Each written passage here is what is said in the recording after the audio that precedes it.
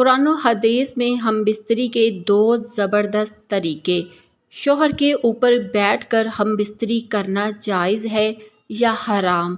اللہ تعالیٰ حق بات کہنے سے نہیں شرماتا۔ اس ویڈیو میں قرآن و حدیث سے ثابت دو بہترین طریقے بیان کیے گئے ہیں۔ یہ بھی بتایا گیا ہے کہ بیوی شوہر کے اوپر بیٹھ کر ہم بستری کر سکتی ہے۔ ناظرین، آج بہت ہی کمال کی ویڈیو لے کر حاضر ہوئی ہوں۔ تمام حضرات ویڈیو کو آخر تک ضرور دیکھیے گا۔ بسم اللہ الرحمن الرحیم۔ ہم بستری کا وہ کون سا اسلامی طریقہ ہے جسے قرآن و حدیث میں پسند کیا گیا ہے؟ ناظرین، قرآن و حدیث میں ہم بستری کرنے کے دو ایسے طریقوں کو بیان کیا گیا ہے جس کو تقریباً ہر عورت پسند کرتی ہے۔ دراصل میاں بیوی سے متعلق کچھ ایسے مسائل ہیں کہ جن کا جاننا ہر مسلمان مرد اور عورت کے لیے ضروری ہے۔ یاد رکھیے، مسئلہ یاد رہے کہ شادی سے پہلے میاں بیوی اور اولاد کے حقوق کے مسائل سیکھنا فرض ہے۔ حدیث شریف میں آتا ہے کہ جس طرح حرام صحبت پر سزا ہے، اسی طرح جائز صحبت پر نیکیاں ہیں۔ حضرت سیدنا جنید بغدادی رحمۃ اللہ علیہ فرماتے ہیں کہ جب انسان کو جمع کی ایسی ہی ضرورت ہے جیسے غذا کی، کیونکہ بیوی کے طہارت کا سبب ہے۔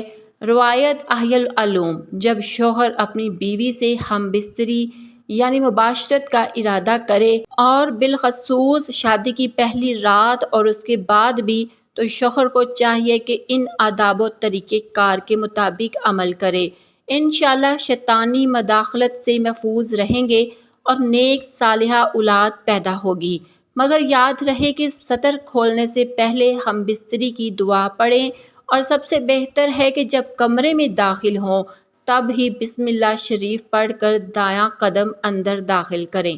اگر ہمیشہ ایسا ہی کرتا رہے گا تو شیطان کمرے سے باہر ہی ٹھہر جائے گا، ورنہ وہ بھی آپ کے ساتھ شریک ہوگا۔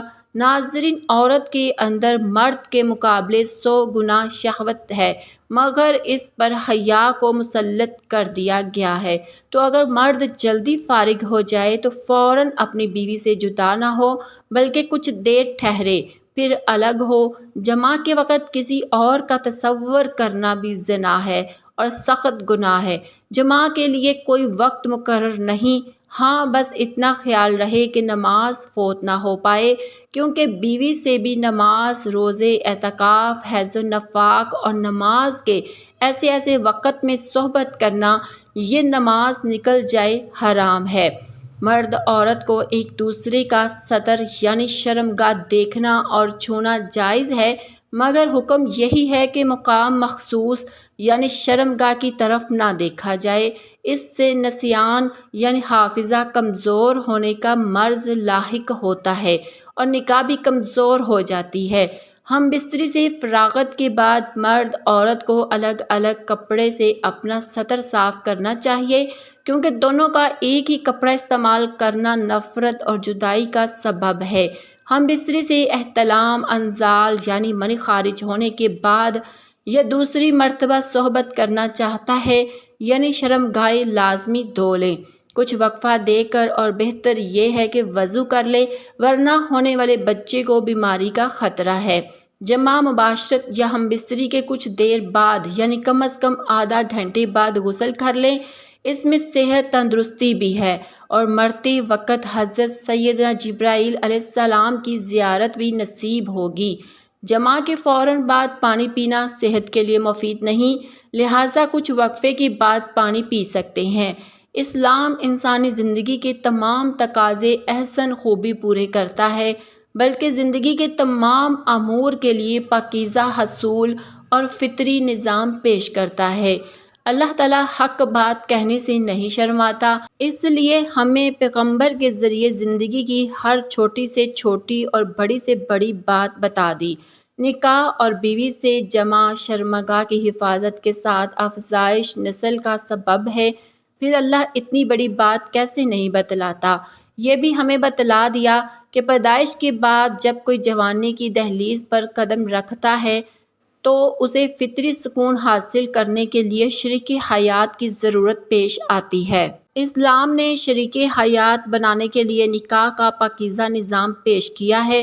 جس طرح اسلام نے نکاح کا پاکیزہ نظام دیا، اسی طرح جماع کے بھی صاف ستھرے اور رہنما اصول دیے، اور ان اصولوں کی جانکاری ہر مسلمان مرد عورت پر ضروری ہے۔ یہودیوں کا خیال تھا کہ بیوی کی اگلی شرمگاہ میں پیچھے سے جماع کرنے سے لڑکا بھینگا پیدا ہوگا، جب اللہ تعالیٰ نے قرآن پاک میں یوں بیان فرماتے ہیں، تمہاری بیویاں تمہاری کھیتیاں ہیں، لہٰذا تم اپنے کھیتوں میں جدھر سے چاہو آؤ۔ اس آیت کا مطلب یہ ہے کہ بیوی کی اگلی شرمگاہ میں جس طرح چاہے جماع کر سکتے ہیں۔ شوہر کے لیے بیوی کی اگلی شرمگاہ ہی حلال ہے، جبکہ پچھلی شرمگاہ میں وقتی کرنا حرام ہے۔ چنانچہ اس بات کو اللہ تعالیٰ نے اس آیت سے پہلے بیان کیا ہے۔ فرمان باری تعالیٰ ہے کہ لوگ آپ سے حیض کے بارے میں سوال کرتے ہیں، کہہ دیجئے کہ وہ گندگی ہے، حالت حیض میں عورت سے الگ رہو، اور جب تک وہ پاک نہ ہو جائے ان کے قریب نہ جاؤ۔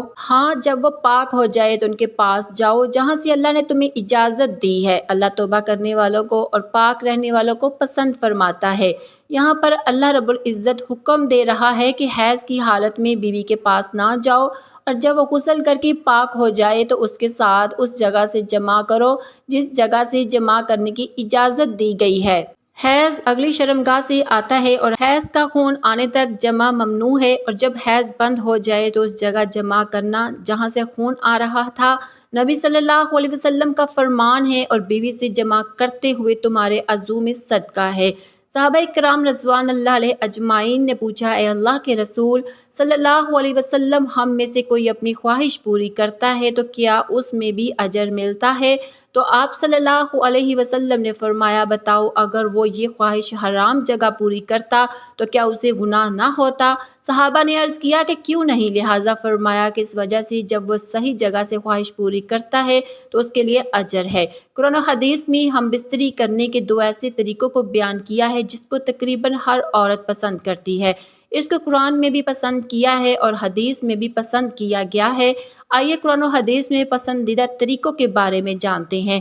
قرآن پاک میں ہر موڑ پر مسلمان کی رہنمائی فرمائی ہے، اسی طرح ہم بستری کرنے پر بھی شریعت نے ہماری بہت رہنمائی فرمائی۔ ناظرین کرام، دو طریقے آپ کو بتاتے ہیں کہ وہ کون سے دو طریقے ہیں۔ اللہ تعالیٰ قرآن پاک میں فرماتے ہیں، یہ وہ طریقہ ہے جو تقریباً ہر جاندار استعمال کرتا ہے۔ وہ طریقہ کیا ہے کہ عورت نیچے لیٹی ہو اور شوہر اوپر لیٹا ہو اور شوہر حرکت کرے۔ اس کو قرآن پاک میں بیان کیا، عورت نیچے لیٹ جائے اور شوہر اس کے اوپر ہو۔ اس طریقے سے بیوی کے ساتھ ازواجی تعلق قائم کرنا، اس سے شوہر کو بھی لذت ملتی ہے اور بیوی کو بھی خوب لذت ملتی ہے۔ اس طریقے کو قرآن نے بھی پسند کیا۔ ناظرین، دوسرا طریقہ جس کو حدیث میں پسند کیا گیا ہے، حدیث مبارکہ میں ارشاد ہے کہ بیوی جب نیچے لیٹ جائے تو اس کی دونوں ٹانگوں کو اپنے کندھوں پر رکھ لیا جائے، یعنی اس کے سرین کے درمیان بیٹھ کر حرکت کریں، اور اس طریقے کو حدیث میں بیان کیا گیا ہے۔ پہلا طریقہ تھا کہ اوپر لیٹ جانا، اور دوسرا طریقہ ہے حدیث میں وہ بھی یہی ہے، لیکن اس میں فرق یہ ہے کہ دونوں ٹانگوں کو اٹھا لیا جائے اور حرکت کی جائے۔ یہ طریقہ ایسا ہے کہ جن عورتوں کو حمل نہیں ٹھہرتا تو بہت جلدی اس طریقے سے حمل ٹھہر جاتا ہے۔ ناظرین، یہ وہ دو طریقے ہیں جن کو قرآن و حدیث میں پسند کیا گیا ہے۔ ایک خاتون نے سوال بھیجا ہے اور کہا ہے کہ یہ سوال کرنے کے لیے میں بہت شرما رہی ہوں، لیکن میں جاننا چاہتی ہوں کہ کیا یہ غلطی ہے یا نہیں؟ کیا عورت اپنے شوہر کے اوپر بیٹھ کر ہم بستری کر سکتی ہے یا نہیں؟ میں نے اپنے شوہر کے اوپر بیٹھ کر ہم بستری کی ہے، لیکن جب ہم دونوں میاں بیوی اس طریقے سے ہم بستری کرنے کے بعد فراغت حاصل کر چکے تھے تو ہم دونوں ایک دوسرے سے شرمندہ ہوئے کہ ہم نے بہت بڑا گناہ کر لیا۔ ناظرین، ہم بستری کا ایک ایسا طریقہ جس میں بیوی شوہر کے اوپر بیٹھ کر ہم بستری کرے، دوسرے الفاظ میں کہ شوہر لیٹا ہوا ہو اور بیوی اس کے اوپر کوئی بھی طریقہ اختیار کرے اور پھر دونوں ہم بستر ہوں، ایسے ہی ہم بستری سے متعلق شریعت کا کیا حکم دیتی ہے؟ یہ سوال تھا۔ ناظرین، ہم بستری کرتے وقت عورت مرد کے اوپر بیٹھ جائے یا مرد عورت کے اوپر بیٹھ جائے، ایسے صورت میں عورتوں کا سمجھنا یہ ہے کہ یہ گناہ کا کام ہے۔ دراصل جس طرز زندگی یہ ہمارا سماج، ثقافت جو ہمارے اطراف میں ہے، ہم دیکھتے ہیں اور اپنے آباء و اجداد سے یا بوڑھی عورتوں سے سنتے ہیں، ایک بات اپنے ذہن میں بٹھا لیتے ہیں کہ بس ایسے ہی کرنا چاہیے۔ بیوی شوہر کے اوپر بیٹھ کر ہم بستری کرے یا شوہر بیوی کے اوپر بیٹھ کر شرعی فریضہ سر انجام دے تو ایسا کرنا حرام نہیں ہے، بلکہ مرد کے لیے جائز ہے کہ وہ جس صورت میں بھی چاہے اپنی بیوی سے فائدہ حاصل کرے۔ شوہر کے لیے اپنی بیوی سے ہم بستری اور تلذذ یہ ہر وقت جائز ہے۔ شوہر کا اپنی بیوی سے لذت حاصل کرنے کے لیے اس کے جسم سے کھیلنے میں وقت کی کسی قسم کی کوئی ممانعت نہیں ہے، سوائے چند چیزوں کے جن سے شریعت نے منع کیا ہے، یعنی شوہر کے لیے اپنی بیوی سے حیض و نفاس کے دوران ہم بستری کرنا جائز نہیں اور نہ ہی اس کی دبر میں ہم بستری کرنا جائز ہے۔ اپنی بیوی سے ہر طریقے پر فائدہ اٹھا سکتے ہیں، آگے کی طرف سے بھی اور پیچھے کی طرف سے بھی، بس دخول صرف آگے والی شرمگاہ میں ہی ہونا چاہیے۔ بعض مرد کی اعلیٰ تناسل کا جو دخول ہے وہ صرف سامنے کی شرمگاہ میں ہونا چاہیے، جس میں سے کہ حیض کے دنوں میں خون آتا ہے۔ پیچھے کی جانب سے بھی اگر آپ ہم بستری کرنا چاہتے ہیں تو پچھلی شرمگاہ میں نہیں بلکہ صرف آگے والی شرمگاہ میں، جس سے بچے ہوتے ہیں۔ اس کی وجہ یہ ہے کہ کیونکہ اللہ تعالیٰ نے قرآن کریم میں ارشاد فرمایا ہے کہ یہ عورتیں جو تمہاری بیویاں ہیں یہ تمہاری کھیتیاں ہیں، تو اللہ کے رسول صلی اللہ علیہ وآلہ وسلم نے بھی بیویوں کو کھیتیوں سے تعبیر کیا ہے۔